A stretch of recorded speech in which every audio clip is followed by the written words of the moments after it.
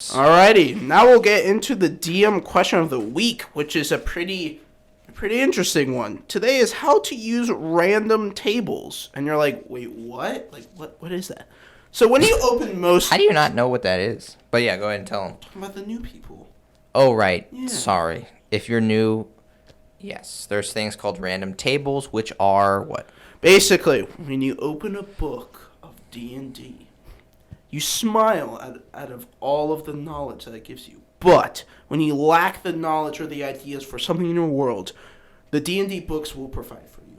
Let's say you're like, man, I don't really have a personality for my red dragon. Well, the book is like, here, my child. Flip to the red dragon page. It will give you 6 options that you can roll upon, which you can give luck. Or you could just look at them and say, oh, that one sounds cool. I'm going to put that on the red dragon. So it just basically gives you a lot of ideas for a certain setting, a personality, a kink, a curse, treasure, literally anything that deals with the game. So it's a very good way. And just to explain what it is, it's a, I don't think you explicitly said this. Like a list. It's just a list of things, and there's a number by each thing on the list, and you roll a dice, and whichever number you get, you use what's on the table.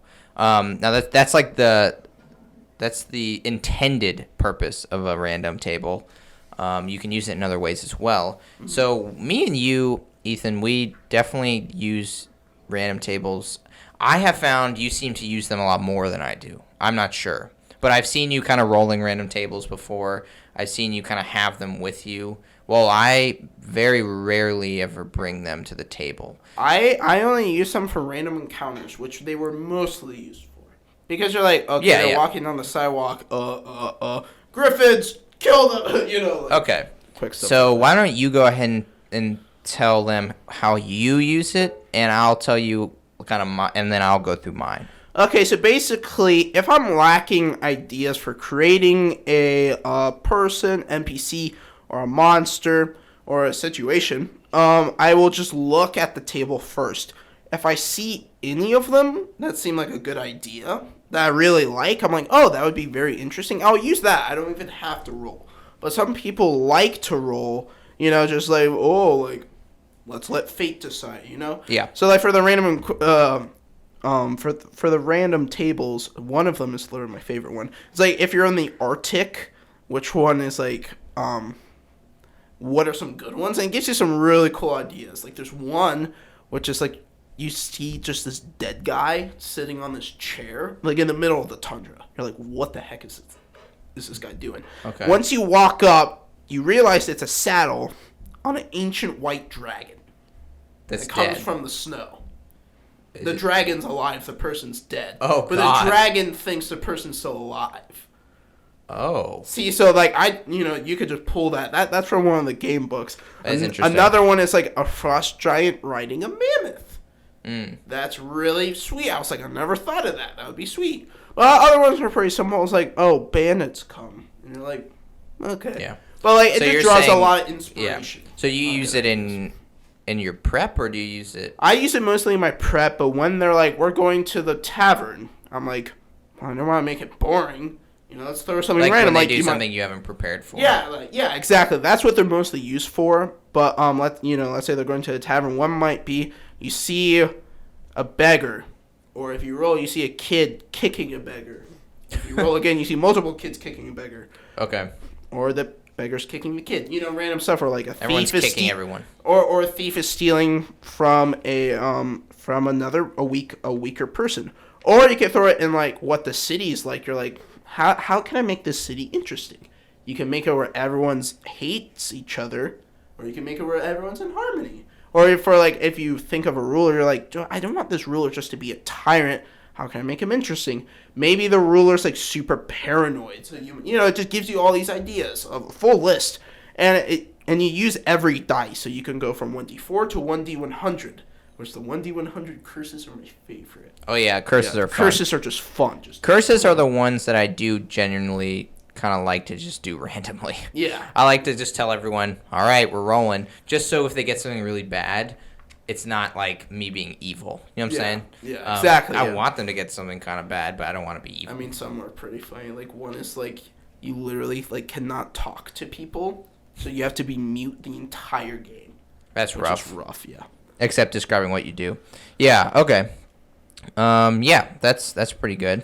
So I have some slightly different stuff, but some of the stuff was the same. So the way I kind of see random tables is they're all about building immersion. That's literally everything I do, though. So build immersion, but don't break immersion. And I think random tables can do both. They can either build immersion or break it. And breaking it's bad, building it's good. So typically what the risk is with a random table is if you really do make it random. And if you make it random, what happens may not actually make sense for your story. And that's when you break immersion. So I would say probably try to avoid using random tables randomly. Be intentional about what you're doing. And so just to give an example, like if you are in the tundra and you roll a truly random table. Why is there desert worms coming out of it? Yeah, and you see something that just does not belong in the tundra. Like it's just like a naked bear. It's like, wait, what? Why are there furless creatures here? You know what I mean? Doesn't make sense. Why is there like a random sand golem in the middle of the tundra? Exactly. So that can break immersion. So I advise that you don't be completely random. But how do you build immersion with a random table? This is kind of what I kind of want to explain because this is how I use them. So the way I build immersion. So the first thing is you can definitely make your own tables. You don't have to use the ones in the book. And make your own tables can be good because you can make them fit your world and your location. So if I know I have a session coming up that's in a very unique location, perhaps it's homebrewed, I can make a table for it, just in case they do something I wasn't expecting. And if you have a homebrew world, you may have to make a new table for everything. I typically don't do like fully homebrew worlds. I kind of like the Forgotten Realms, but some people play so much that the Forgotten Realms has been explored. So they're making a new place. But yeah, so that's one way. So make your own tables. And when you're making your own tables, I would say that you should include more than just what the encounter is or more than just the monster.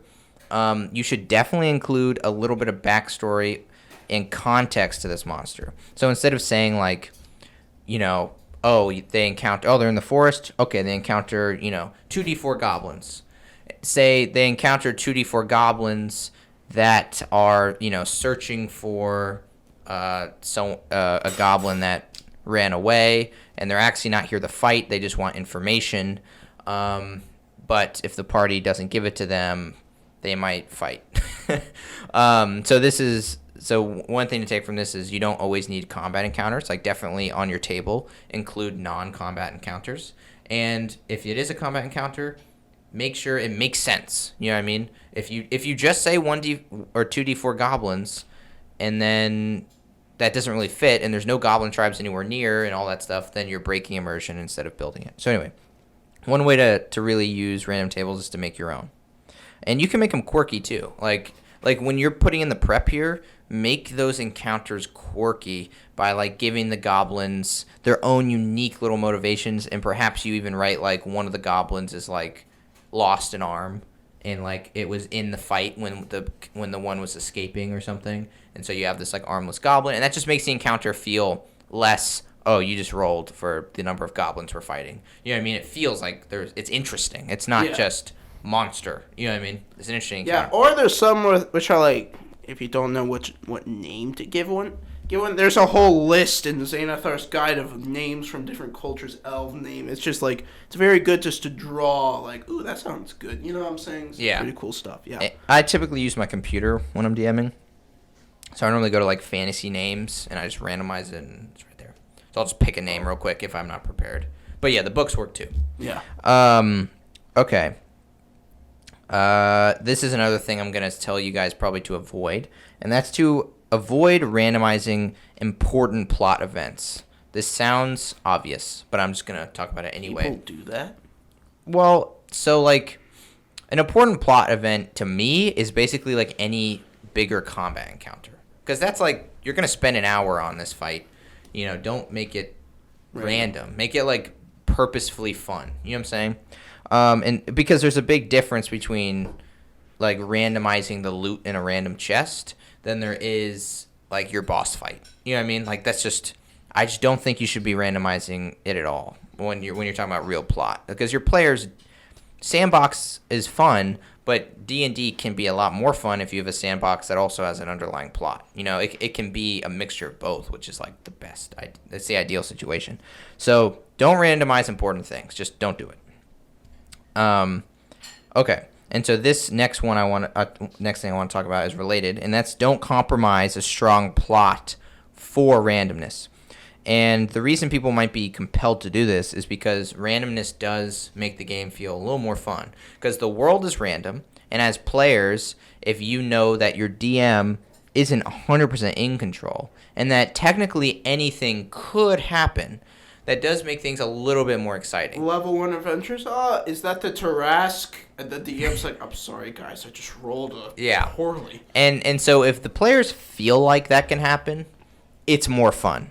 If it actually happens, it's not so fun. Yeah, so I was going to say, Dalton, as a DM, this has happened multiple times. Level 3 party I roll, it's like they get attacked by 2 dragons. I'm like, is that really the best of ideas? Like, I could kill them all, or I could make some dumb point where they escape some super lucky way that isn't fun or challenging or anything. And so that's the kind of tables I really don't think you should use, because that's an important thing. That's if what they're about to fight is important, in my opinion. Yeah. So if you're gonna have 2 dragons show up, they should not be combat, because you're gonna spend an hour on it. If you're fighting 2 dragons, you're gonna spend the rest of the session on it, and that's just annoying. So if you did roll 2 dragons, I would say to make that 2 dragons looking for something, and it's more of a role-play encounter, or 2 dragons mating, and they're like, ew, guys, can you leave, please? Well, we're not going to fight you. Yeah, something like that. You just walk, can you please leave? I don't have time for this. You're just like, yes. I deeply apologize, Lord Ginormous Dragon. Yeah, and that's a fun encounter that the random table gave you, but you made sure not to make it a fight, because that wouldn't have been a good encounter. Okay, but to go back to what I was saying, so you don't want to compromise a strong plot for randomness. Like I said, randomness is good, so you want to incorporate that. And so what I'm just saying here is it's not the priority. Plot is definitely higher priority than randomness. Randomness is more of a seasoning that you want to sprinkle in. So what the ideal really is to give the illusion of randomness by using random tables in places that don't really matter and don't really detract from your plot. Your players won't really know, and it's going to be a trick. And so they'll see you rolling random tables, but they won't probably register that the only time you do so is for things that don't matter. And so most of the time, things that don't matter are money, just mundane things like what food is in the tavern, or That's very important. Well, you want to make sure it's not world breaking, right? You don't want to have a village in the tundra serving slushies, right? What? Who would want to drink slushies in the tundra? Of course, maybe that's the only type of drinks they can get. I don't know. Okay, maybe you're in an elvish city. You're not going to be serving dwarven beer. Probably not. That's true. Something like that. If they did, all the other elves are like, oh. So yeah, try to keep it. How could you? Like making sense, but it can be interesting to do just so your players feel like there is some sort of randomness there, and you might not have thought of some cool drinks that are on the table. Okay, so this is how I use random tables with all of that in mind. I use it for prepping. I do not use it during the session. I don't normally use it during the session either. It's mostly prepping. I feel like that's what it's really used for. And the only table I would use during the session is one I've created, because I know that anything that I roll will fit the story and the world that I'm currently playing with, right? So that's how I use it with prepping. And so this is kind of what prepping, you touched on this, I'll just briefly repeat it, I guess, differently. And so the good thing about using it in prepping is really you're just looking at the table, and you're not really rolling. I never roll. I just look at them and see some ideas. And what's good is that's really what random tables are. They're just an idea bank that can give you ideas you wouldn't have originally thought of. And this is useful for literally anything. Like, it could be useful for creating NPCs. So instead of NPCs just being the same NPC over and over again, this table might give you an idea that your mind doesn't naturally go to. So now you have someone that's unique, which is good because your players will eventually pick up on your common usages. You know what I mean? It's like, oh, he made another dwarven blacksmith. Okay, you know what I mean? But this might be more interesting. You can use it for how you design your dungeons. So like, for me, it can definitely get easy to have like a structured dungeon and like or a structured combat encounter, and I have like these boxes I check to make sure it's interesting. And typically that works most of the time. But if you look at ideas on a random table, it can tell you, it can make you restructure your encounter in ways that can be interesting in ways you didn't originally think of, and may actually evolve this template that you have. That I kind of have a template that you use forever, and so that's just interesting. Like if you're looking at dungeon rooms and they pull up this really interesting room that incorporates a puzzle into combat, you might have had this really cool combat encounter that didn't incorporate any puzzles, and now you're like, oh, that's a really cool idea, and now you can incorporate a puzzle. So that's kind of how that works. And then obviously it can just be used for like treasure and stuff like that, because that stuff is annoying. Items, yeah, whenever someone's like, oh, what's in the chest, and I'm like, oh, I have no idea. Well, there are some good ones, like an interesting one. It's like you open an orc treasure hoard. You're like, oh, is it gold elf ears? Yeah, you goblin dwarf one. Beards, and you're just like, yes, but you've brought that up before, and you might. I got that from a table. You might use that more. You might use that more than other people. You might typically use that a lot when there might be a lot of other options that convey the same thing, and so a table might be helpful for you. Well, like instead of elf table. I know, but I'm saying like looking at other tables might do the same. Maybe thing. tiefling horns. Yeah, something like that. Or like a child. Yes. Stuffed animal child. So just things. Yeah. Okay. So my final thought here is the reason I think using it during prep and not doing the whole rolling during the session is that when you do it during prep, you're not wasting your players' time, because it can be annoying if they're like, oh, let's see what happens, and then you sit there seeing the way. You know what I mean? It's like, okay, they're not prepared for this, and that it's going to take a minute to get this going. So that's annoying. So doing it during prep is good. It also allows you to scrap something that doesn't make sense, so you don't have to continue wasting their time by saying, oh, that one doesn't make sense. Let's do a different one. You can do that during prep, scrap it, and then you can also expand on anything that's cool when you're prepping, because you just don't have the time to do those things when you are in person, unless you want to tell everyone to get a bathroom break or something, which you could do. But yeah. Yeah. That's it. Yep. That is random tables.